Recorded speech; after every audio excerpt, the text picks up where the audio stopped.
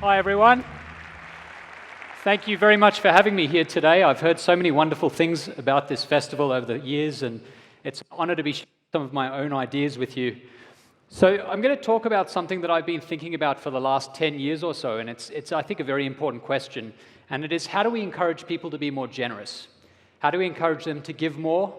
And basically, how do we encourage them to be more expansive, to be better people, in effect?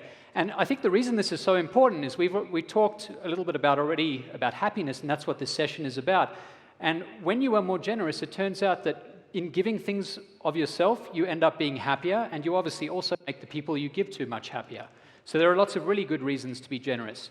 Now, a lot of people, when they try to encourage generosity, think that the best way to do that is to make the person you're giving to seem a little bit more sympathetic. You want to feel sorry for that person, and then you'll give them more of your money, more charity. And that does make sense, and sometimes it works, but I'm going to suggest a different route to encouraging generosity that I think is just as effective, if not more so. And because we know that people are a little bit selfish, once we have something, we like to keep it for ourselves. If you can make the person they're giving to seem more like themselves, as though they're looking in a mirror and giving to their mirror image, turns out that makes them much more generous. So I've called this putting the I in charitable giving. And I want to start with a quick demonstration. Let's see if we can skip to the slide. So you can see here, can we skip back a slide? All right. So we know that this is a big deal because each year disasters cost about $100 billion in total. We're talking about things like hurricanes and tornadoes and earthquakes, which is more than the GDP of 2/3 of the countries on Earth. So we're talking about a huge amount of money. So I want to show you that there's a way to encourage people to be more generous. And I'm going to start by showing you this image here, which is obviously the letters of the Roman alphabet. And I'm going to ask you to do something a little bit strange, something you probably haven't done before. I'd like you to look at these letters and think about which three are your favorite letters. It's a weird question, and I'm going to give you a second to do that. So think about which ones you like the most. And now what I want you to do is, if at least one of the letters is the first letter of your first name, your middle name, or your last name, put up your hand. So 95% of you, I don't know how many thousands of people that is, but it's a lot of people. Turns out we really like things that remind us of ourselves. That's actually a sign that you have high self-esteem, which is very good. So we like things that remind us of ourselves, that are like ourselves, even things down to the initials in our names.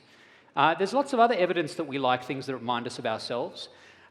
Here's one example, that if you look at the lottery numbers that people choose, this is data from 20 years of lottery picking in the UK. You can see the numbers go from 1 to 49 in the UK lottery. And this is the popularity of each one. You'll see that there are some that are more popular than others. The number 3 is popular. The number 7 is very popular. 7 in a lot of countries just happens to be a lucky number. A lot of people say 7 is a lucky number, and so it's well represented there. But the other thing you can do is you can break this down by the numbers that fall into birthdays and the numbers that don't. And this is what you get. So the green ones from 1 to 31 are associated with birth dates. And obviously the red ones are not. And if you look at the average of these numbers, you can see there's a very big difference between them. This is because when we pick lottery numbers, we pick things that we hope will make us win, and we often like to think that there's some luck in the numbers that are associated with either our birthdays or the birthdays of people we know and love. So this is another example of how sort of egocentric we are, that we pick things, even in a game of chance, we pick things that are associated with our birthdays and with ourselves. Now, this doesn't make a lot of sense, because in a lot of lotteries, if more than one person wins, if you pick numbers that other people pick and you win, then you're going to win less money. So statisticians will tell you that if you want to win a lot of money in the lottery, you should pick numbers between 32 and, in this case, 49. If you pick numbers outside the birthday range, you're going to do much better. So anyway, this is one example of how we like things in our lives that remind us of ourselves. Here's another example using a very different context. This is one of my favorite papers. It's called "Do Dogs Resemble Their Owners?" And with this set of 4 images, I'm going to suggest that they do. And that's what the researchers found. We even go so far as to have pets who remind us of ourselves. So we really do like things in the world around us to surround ourselves with things that make us feel good and remind us of who we are. So why does this matter? Well, I've already shown that you all like the names, the letters associated with your names, your initials. And, we name a lot of other things. One of the things we name is hurricanes, storms. These are two of the very damaging storms from the most damaging Atlantic season on record, the 2005 season. These are Katrina and Rita. And researchers found something very interesting. So it's obviously kind of interesting that we like our letters, but it turns out that that also drives generosity. So the researchers found that people who had names that began with a K gave much more money to hurricanes that started with K, like Katrina. People whose names began with R gave much more to hurricanes that started with R, 3.6 times more. And they showed this across a whole range of very devastating hurricanes. Not only do we like those initials, but they drive generosity, they drive giving. Now, this is really important. This should help us name our hurricanes in such a way that obviously we hope they don't do any damage, but if they do, we can encourage maximum giving. So, in the United States, these are all the initials. I'm showing you here all of the initials in equal size as though they're all equally represented. I'm now going to change the size of them to show you how well represented they actually are relative to one another. So what you see in the US naming population is that if you look at first names, certain initials are much more common than others. J is very common because a lot of men have J names. We've got a lot of Jameses and Johns and Jacks and Jaimes. We've also got a lot of M's because women are named with M names often. There are Marias and Maries and Marissas and Melissas and so on. So these initials are much more common than others. You can see, you could barely see the letter U. It's not even there. The letter Q is barely represented either. And yet the way we name our hurricanes now is to go through, methodically, through the alphabet, going down the list of letters. And that doesn't make a lot of sense, right? Because if you look at the way we name them, let's look at this season this year. We have the first storm was Anna, and then Bill, and then Claudette, and then Danny, and so on.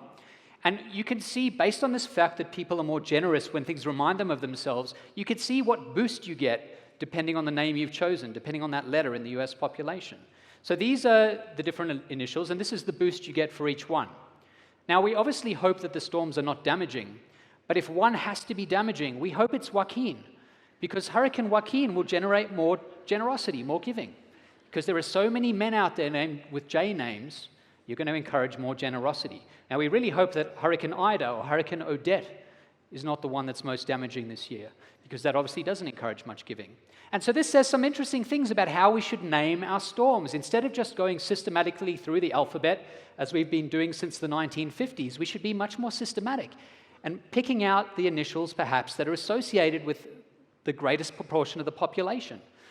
In fact, if you look at storms across the last 15 years or so, going into the most recent collection of data in 2012, looking at those 27 most damaging storms, people have donated $10 billion. That's a huge amount of money.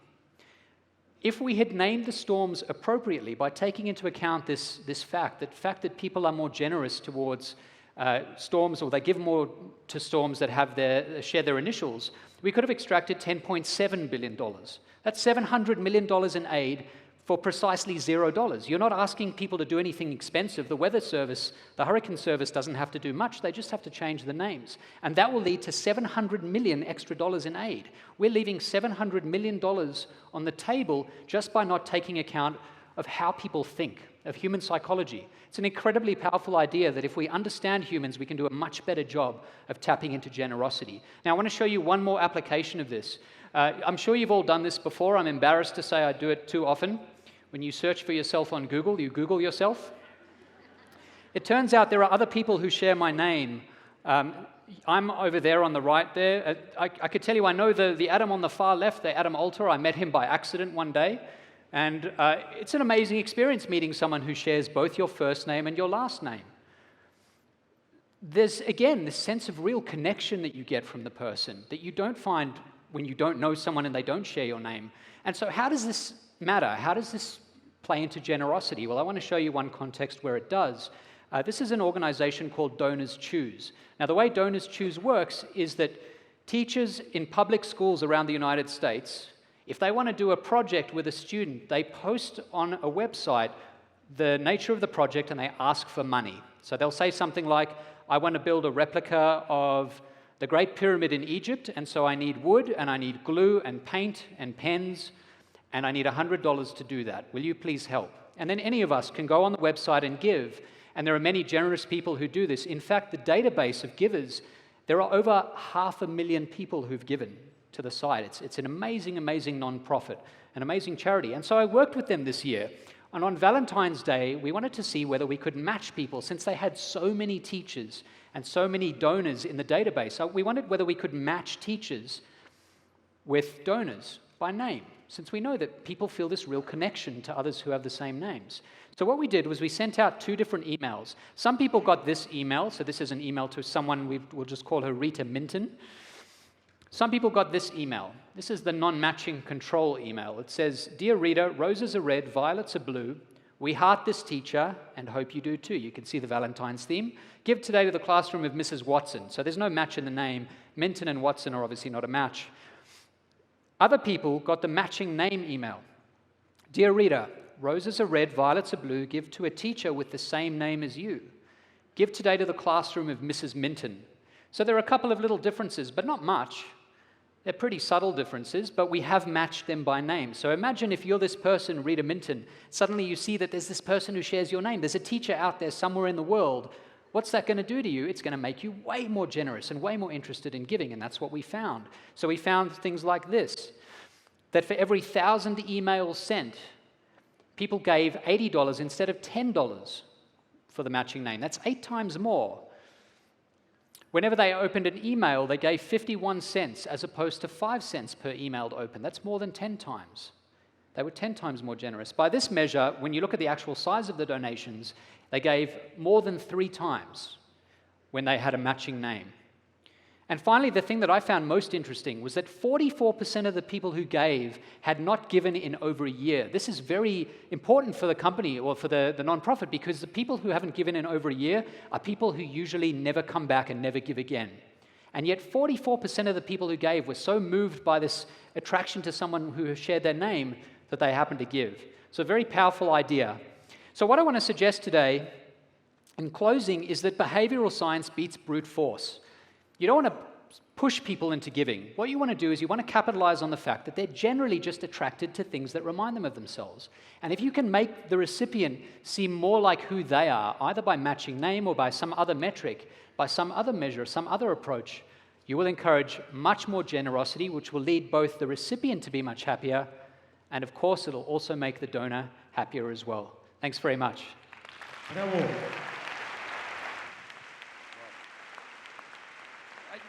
Can I ask you a question? Well, now we get it, many things. We have here our partner Ricardo. Now, ahora entendemos por qué es tan generoso Ricardo, empieza con R. Esteban Moctezuma, hay que llamarle Jimpiemos México ya con J. I have a question for you. Sure. When you mention, okay, if you want to win the lotto, choose numbers that are not between the 1 and the 31st. Yes. But the prize is actually, it's about chance. It doesn't have anything to do. Yes. How do you explain that? That's an excellent point. I'm not saying you have better chance of winning, but just that if you win, there will be fewer other people who win with you. Good point. Thank you. Yes. Un aplauso, por favor. Thank you. Increíble. Thank you. Gracias.